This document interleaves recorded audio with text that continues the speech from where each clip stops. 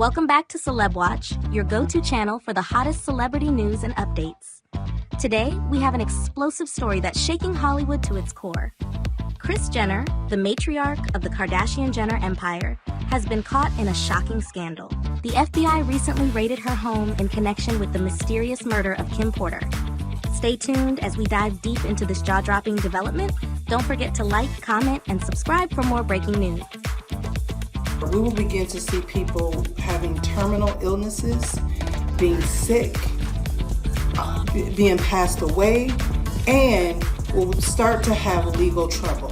Let me dive into this. So y'all know how it just was released that Kris Jenner and Corey Gamble had something to do with Diddy recently. If you go look, Corey Gamble had some dealings with Diddy. It sounds like there's some serious upheaval happening in the industry, with Diddy's downfall sending shockwaves through Hollywood. And now, shocking allegations have emerged involving Kris Jenner, her boyfriend Corey Gamble, and the tragic death of Kim Porter. Rumors are swirling that Kris and Corey were somehow involved with Diddy in relation to Kim Porter's passing. It's a shocking revelation that's sending ripples of disbelief through the entertainment world. When you consider who Corey Gamble is and Kris Jenner's connections to Diddy's inner circle, it's not hard to see how these allegations could have far-reaching implications. The fallout from Diddy's downfall seems to be reaching every corner of the industry, and Kris and Corey are not immune to the scrutiny. It sounds like there's some serious upheaval happening in the industry, with Diddy's downfall sending shockwaves through Hollywood. And now, shocking allegations have emerged involving Kris Jenner, her boyfriend Corey Gamble, and the tragic death of Kim Porter. Rumors are swirling that Kris and Corey were somehow involved with Diddy in relation to Kim Porter's passing. It's a shocking revelation that's sending ripples of disbelief through the entertainment world. When you consider who Corey Gamble is and Kris Jenner's connections to Diddy's inner circle, it's not hard to see how these allegations could have far-reaching implications. The fallout from Diddy's downfall seems to be reaching every corner of the industry, and Kris and Corey are not immune to the scrutiny. In early 2021, Jenner was still going strong with Gamble, speaking about him in an interview with WSJ magazine. When asked about their relationship, Jenner said that Gamble was an incredible support system who was loved by the rest of her family. He's the greatest guy, and he's just an amazing support system for me, and he really gives me a lot of strength and insight. He's a great sounding board, and he loves my kids and my mom, and they love him, Jenner shared. Corey Gamble was so close with Kim Porter, so close to the point that he has said that he helped raise P. Diddy's children. Kris Jenner and the Kardashians have had a very long friendship with P. Diddy, and we know by now Kim Kardashian unfollowed P. Diddy 24 hours before his home was raided. Corey Gamble also has a very close friendship with figures such as Jay-Z and Beyonce. Like I said, very, very close to Kim Porter, but he stayed close to P. Diddy after Kim Porter passed away. There's the first coroner's report that said that she died. It was ruled a homicide, and they found toxins in her body to prove that she had been poisoned. You know, they have poisons that create heart attack and pneumonia-like symptoms. And you want to know what they all had in common, though? The survivors and the late of Uptown Records, they were all writing tell-all books. The official cause of Kim Porter's death was attributed to pneumonia, but skepticism lingers. The circumstances are a bit suspicious. A young and healthy individual found dead at home, and it took 2 months to disclose pneumonia as the cause. Something seems off. The age of 47 adds to the perplexity. It doesn't quite align. If there were fluid in the lungs, it's reasonable to assume that could have been identified much earlier. Kim Porter's passing occurred on November 15th, but the revelation of the circumstances didn't come to light until January 25th, 2019. Now, if we backtrack to 1994, that's when Kim and P. Diddy's paths first crossed. She secured a position as his receptionist. Love blossomed, and by 1998, they welcomed their first son, Christian. However, the fairy tale took a hit when Diddy pursued a relationship with Jennifer Lopez, leaving Kim incensed. In response, she ejected him from her home upon discovering the news. Reflecting on that period, she remarked, "A friend called my cell phone. Then a few weeks later, the press hit. People were talking to me like I was really crushed, but I just had the baby. I couldn't be somewhere in the corner heartbroken I have kids." Kim Porter asserted that the relationship between Diddy and J-Lo wasn't genuine, what the world witnessed were the bright lights and cameras, but she claimed to know the real story. According to her, Diddy remained remained in love with her during that period. While Diddy and J-Lo were navigating their romantic involvement, Jennifer acknowledged the complexities of the situation, attempting to be diplomatic and avoiding any home-wrecking dynamics. However, when Diddy and J-Lo eventually ended their relationship, Kim threw a legal curveball by filing a lawsuit for paternity and child support. Despite the legal drama, she maintained that Diddy was a steadfast and responsible father. Fast forwarding to 2003, Kim Porter and P. Diddy reconciled, and in 2006, they welcomed twins. Here's the plot twist. It appears that P. Diddy was managing more than initially perceived. While Kim was anticipating the arrival of twins, Diddy was engaged in a secretive relationship with his longtime associate Sarah Chapman, who gave birth to a daughter named Chance just 5 months before Kim's twins arrived. Kim, assuming the role of a detective, reportedly hired a private investigator and managed to uncover Diddy's paternity news even before he came to her house to provide an explanation. Months after the birth of the twins, P. Diddy approached Kim Porter and admitted to having a love child. Recalling the moment, she said, "He told me that he may have gotten himself into a situation and he may have fathered another child outside the relationship, and I said, 'Really? Well, I already knew. I'm glad you decided to be a man.'" Expressing her disappointment, she added, "I was like, dude, this is so whack. I can't even respect you right now." Once respect is lost, she emphasized, she no longer lends an ear. Despite the revelation of the love child, Kim and Diddy attempted to salvage their relationship. There have been recent stories that Farnsworth had to flee from Diddy, much like Casey. Rumors say Kanye West helped him leave. Farnsworth was really popular in the early 2000s as Diddy's personal assistant, but Jaguar Wright said that Farnsworth was more than an assistant. He was Diddy's concubine. What do you think Diddy and Farnsworth Bentley's real relationship? Concubine. Kathy mentioned in her lawsuit that Diddy had an assistant who set up free sleeping spots with male workers. Now, many people think that assistant might have been Farnsworth. Also, some say Farnsworth was a victim because Diddy treated him badly, like a slave. So, what's the real story about Farnsworth Bentley? Of everyone who worked with Diddy, Farnsworth Bentley could tell the wildest stories. His name ain't Busta Rhymes. Who gave you the nickname? Tony De Niro. Actually, Puff's boy did. He was around Diddy for a long time, during the Kim Porter and Casey times.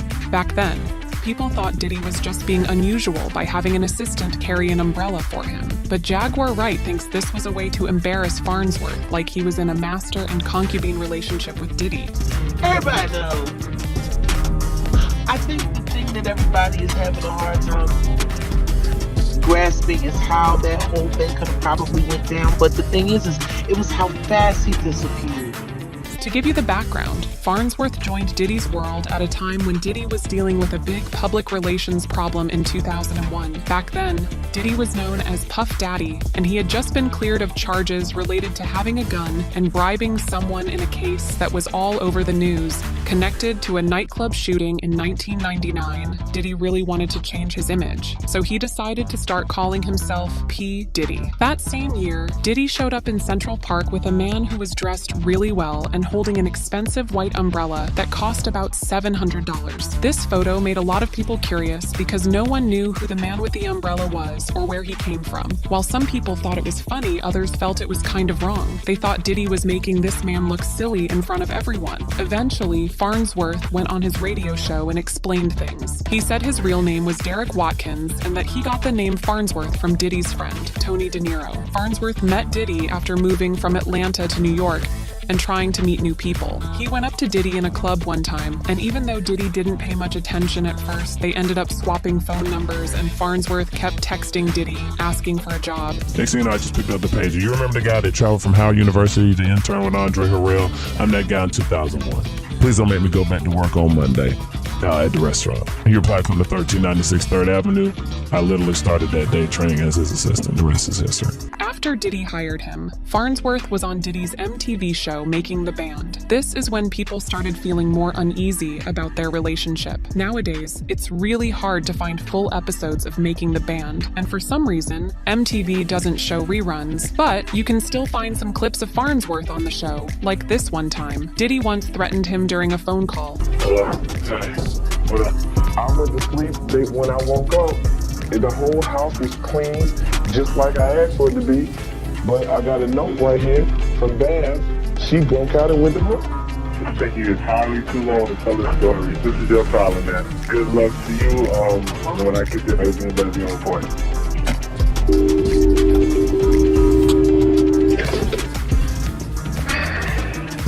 People who are old enough to remember the first time Making the Band was on TV have mentioned how Diddy wasn't very nice to Farnsworth when they were filming. There's also the time when Farnsworth told Angela Yee that Diddy wasn't really paying him much for his work. I was making really good money in the restaurant business. That's good though. That's like $100,000. Yeah, that's pretty good, right? Yeah, that is For pretty New good. York. Yeah. And back then, It's too. 98. Like, that's a lot of money. Wow, I can stay. You're like, yeah, 90, 100. Like, I was doing well. So, you know, and wasn't paying that much. Yeah, no way. At all. But then Farnsworth quickly said that at the beginning, Diddy didn't pay him. But as his role got bigger, he began to make more money. Yet officially, Farnsworth's job title never changed. He was always just known as Diddy's assistant. This is why now some people think that Farnsworth began making money by helping Diddy set up meetings. In her lawsuit, Cassie claimed that Diddy had assistants who would arrange meetups with men for him. They would set up hotel rooms with things like baby oil and Astroglide. Recently, Diddy's former bodyguard said he thinks Cassie's lawsuit was changed to leave out parts about Diddy being involved in some wild parties. Also, an interview with Gene came up where he mentioned knowing a lot about Farnsworth's private matters. Farnsworth actually is down here in Atlanta. He's married with like 2 kids. He just lives with God. Yeah, he should. He should. He ain't say nothing about me either. You know I know his business. You know his business. I know his business. Gene also shared something shocking recently. He claimed that Diddy once hurt his ex, Kim Porter, because she found him with another man. According to an article from August 2005, Kim got a broken nose after a fight with Diddy on his yacht in Central Pay. During this time in 2005, Farnsworth was still Diddy's assistant, and Diddy often took Farnsworth to Central Pay. So many people are now guessing that Kim might have discovered Diddy and Farnsworth together. Around the same time, Farnsworth began to make his own way in the music world, and Kanye West offered him a big chance. Farnsworth first appeared in some Outkast music videos, and he was also in Kanye's video for the new workout plan. Then, in 2013, Kanye asked him to help with his album, Yeezus. Farnsworth got credit as a songwriter on some of the tracks. Farnsworth also worked on the song Ultralight Beam from Kanye's 2016 album, The Life of Pablo. But it's rumored that Diddy wasn't happy about Farnsworth becoming successful on his own. There are whispers that Diddy tried to ruin Farnsworth's career by banning him from the music industry. However, people say that Farnsworth is thankful to Kanye for helping him break free from Diddy's influence, even though Kanye might not have known the full story of what was happening. People close to the situation have said that Kanye always seemed uncomfortable with how Diddy was showing off Farnsworth in public. After getting away from Diddy and supposedly being shut out of the industry, Farnsworth went back to Atlanta, got married to a woman named Fawn Chambers, and they had 2 kids. Jaguar Wright, however, suggests there's a specific reason why Farnsworth decided to stay in Atlanta. Now he's in Atlanta, married with 2 sons, and living his life. Jaguar comments on life in Atlanta, hinting that there's more to Farnsworth's choice of staying there, considering the city's known characteristics and community. Now he lives in Atlanta. He's married. He has 2 sons. He's living his life. I mean, but how many? Listen, y'all. If you've ever lived in Atlanta, you know the majority. The majority of them are sexually gay men. Yes, They just and pick down up low. and be married. You gave me life to God, and then you pass. And down low culture is still very, very, very heavy in the black community in Atlanta. It's funny because Atlanta's like a gay mecca. You would think that there would be no need for down low culture, but down low culture is thriving in Atlanta still. Many fans are now saying that there was something really unsettling about the relationship between Diddy and Farnsworth. They are hoping that Farnsworth will speak up and share the full story of what he experienced with Diddy. Did Diddy sacrifice Kim Porter? What do you think about Kanye West's new claims about Jay-Z and Diddy? That's all for today's episode on CelebWatch. What are your thoughts on this shocking raid? Do you think Kris Jenner is involved?